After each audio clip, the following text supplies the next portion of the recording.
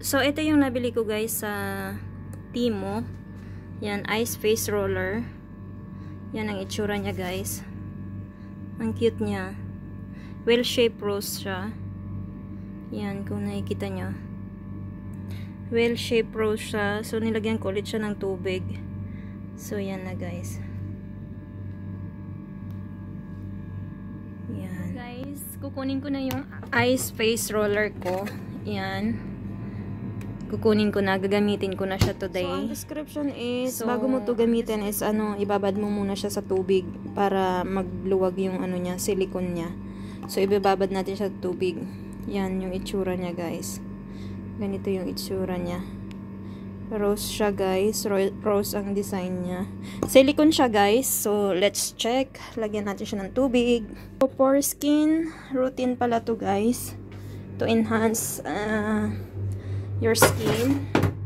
So, after that, guys, ibabad natin siya sa tubig 2 to 5 minutes para matanggal yung silicone niya sa para lumitaw yung ice niya. Babad natin siya sa tubig 2 to 5 minutes.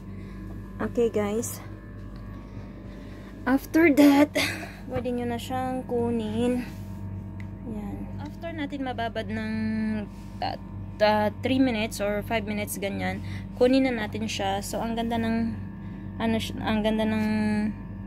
pagka ng rose niya, well defined talaga siya. So i-open natin to dito sa taas.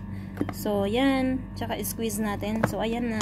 So ang cute niya, guys. I-roller sa mukha niyo ganito. 5 to 15 minutes. Yan, ang ganda niya, guys, gamitin.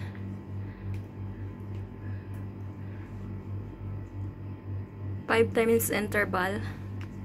5 to 15 minutes niyong gagawin yan.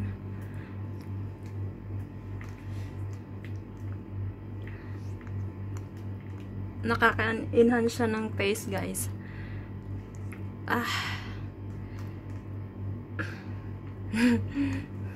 See, guys. Ayan. Ang ganda sa skin, guys. Tumutulog. Yan, ganyan-ganyan nyo lang siya, guys. Yan. Ganyan-ganyan. I-rub lang nyo lang sa mukha nyo. I-rub nyo lang, guys, siyang ganyan. Ang ganda, guys. Nakakakinis.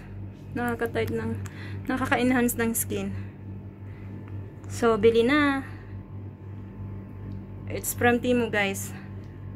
Only 3.80 KD maybe. So, check it out. I will drop the link in my video. Ito na yung nagamit ko.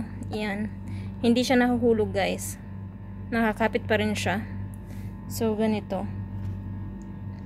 Nakakapit pa rin siya, guys. Ayan. Nirab-rab ko na yan sa mukha ko. Ganyan na yung itsura niya. So, nakakapit pa rin yung eyes. Hindi siya nahuhulog, guys. So, no worries. Kapag nirab nyo sa mukha nyo, wag kayong matakot. Baka mahulog or ganun. Yan. Naka-stick pa rin siya. So, thank you for watching, guys. I hope you like it. Bye.